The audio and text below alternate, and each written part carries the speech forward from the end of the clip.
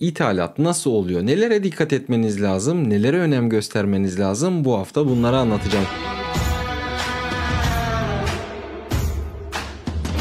Merhaba arkadaşlar, ben veteriner hekim Yasin Eymen Çelik. YouTube kanalıma hoş geldiniz. Bu hafta sizlere hayvan ithalatından bahsedeceğiz. Biliyorsunuz geçtiğimiz haftalarda büyükbaş besi ithalatını Et ve Süt Kurumu'nun yapacağını söylemiştik. Ama dişi düve ithalatı, gebe düve ithalatı, koyun ithalatı hala da devam ediyor arkadaşlar. Biliyorsunuz ki biz de uzun yıllardır ithalat yapmaya devam ediyoruz. Peki ithalat nasıl oluyor? Nelere dikkat etmeniz lazım? Nelere önem göstermeniz lazım? Bu hafta bunları anlatacağım sizlere.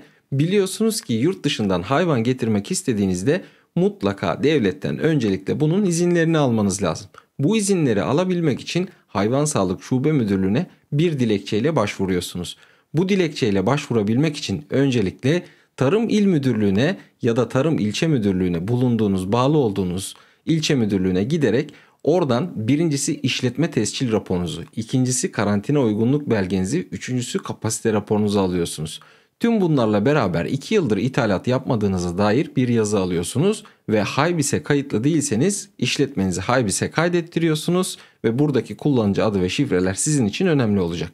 Arkasından noter onaylı taahhütnameler gerekiyor. Nedir bu taahhütnameler? Bu taahhütnamelerde aldığınız hayvanları 2 yıl boyunca satmayacağınıza ya da kestirmeyeceğinize dair taahhütnamede bulunuyorsunuz. Tüm bu evraklarla beraber başvurunuzu tamamlayabilmeniz için ithalat yapacağınız firmadan almış olduğunuz proforma fatura ile beraber Hayvan Sağlık Şube Müdürlüğü'ne başvurularınızı yapabiliyorsunuz. Tüm başvuruları yaptıktan sonra evraklarınızda herhangi bir sıkıntı yoksa bir hafta 10 gün gibi bir süre içerisinde ithalat izinleriniz çıkıyor. İthalat izinleriniz çıktıktan sonra artık ithalatınızı yapabilirsiniz. Çıkan bu ithalat izinleri bize proformada belirtmiş olduğumuz hayvanları 6 ay gibi bir süre içerisinde getirmemiz için zaman tanıyor.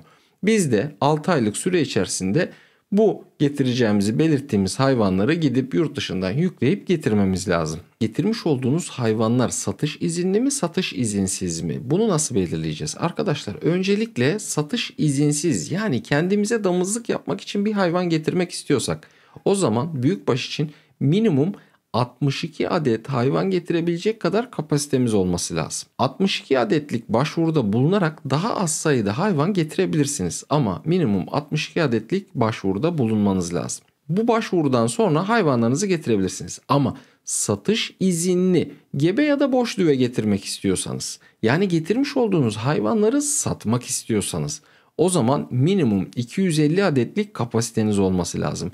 250 adet hayvanı koyabileceğiniz bir işletmeniz olması lazım.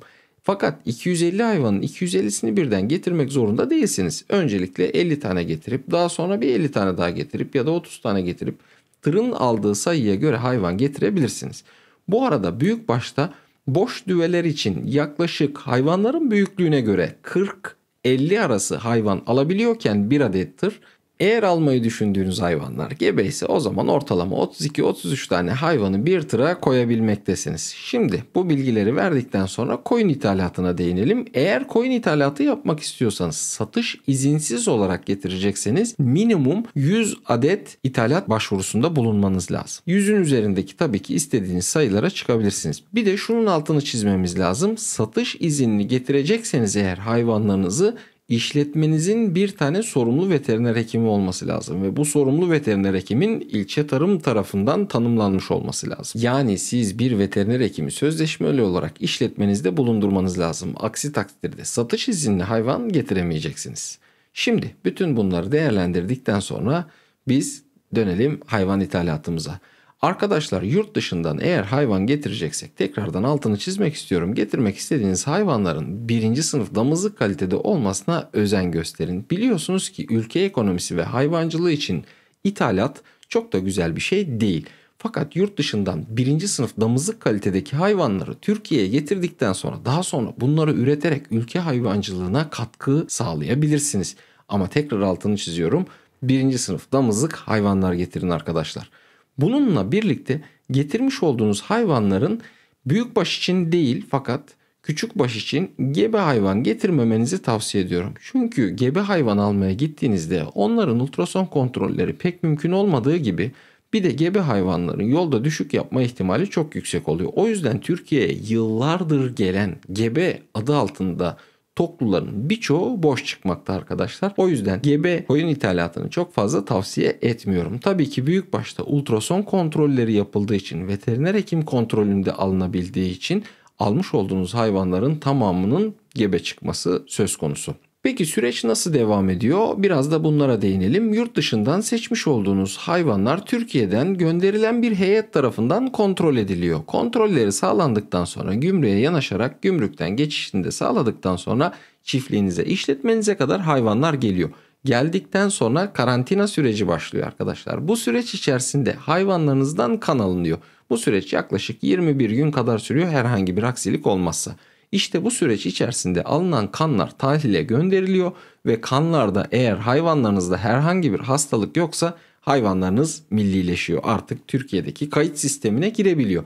Fakat eğer hayvanlarınızda bir hastalık ortaya çıkarsa işte o zaman büyük bir sorunla karşı karşıyasınız demektir. Çünkü hayvanlarınız imhaya kadar gidebilir. Peki imhaya gitti, biz hak talebinde bulunabilir miyiz? Kesinlikle arkadaşlar, herhangi bir hak talebinde bulunamıyorsunuz. Çünkü gelen hayvanların gelmeden önce hasta olmayacağına dair hiçbir güvence altında değilsiniz.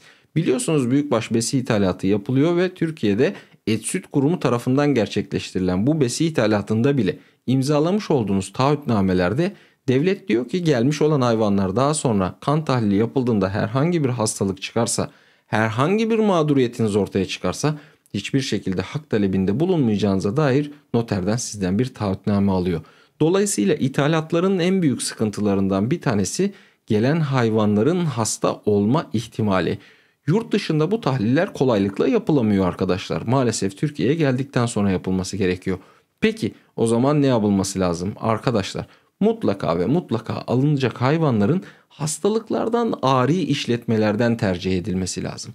Biz yıllardır yapmış olduğumuz ithalatlarda mutlaka ve mutlaka hayvanları hastalıklardan ari olan işletmelerden tercih etmeye çalışıyoruz ki Türkiye'ye geldikten sonra herhangi bir problem ortaya çıkmasın.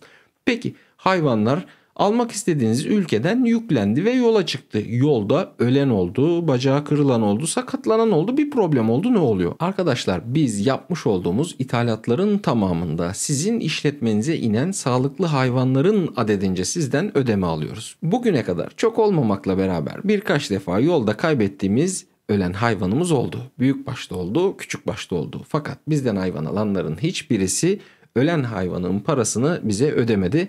Ya da öncesinde ödeme yaptıysa biz parasının iadesini gerçekleştirdik. Çünkü bizim anlaşmamız gereği sizin işletmenize sağ inen hayvanların bedeli size yansıtılıyor arkadaşlar sadece. Bu esnada da ben zaten mutlaka ve mutlaka hayvanların teslimi esnasında işletmede bulunuyorum. Bu sebepten dolayı herhangi bir problem çıkarsa sizinle birlikte olay yerinde bunu gördüğümüz için anında bunların geri ödemesi, eğer ödemeyi yaptıysanız geri ödemesi sizlere gerçekleştiriliyor arkadaşlar. Evet arkadaşlar, ithalatla alakalı merak ettiğiniz soruları cevaplamaya çalıştım. Minimum kaç adet getirebiliyoruz? Getirdiğimizi satabiliyor muyuz? Satmak için neler yapmamız lazım? Bunun dışında da eğer yolda bir problem meydana gelirse bunun cezasını kim çekiyor gibi bir sürü sorunun cevabını sizlere aktarmaya çalıştık arkadaşlar. Aklınıza takılan bir soru olursa ya da bir gün siz de bir hayvan ithalatı yapmak isterseniz bizleri mutlaka arayın. Bir videonun daha sonuna geldik. Şimdilik hoşça kalın.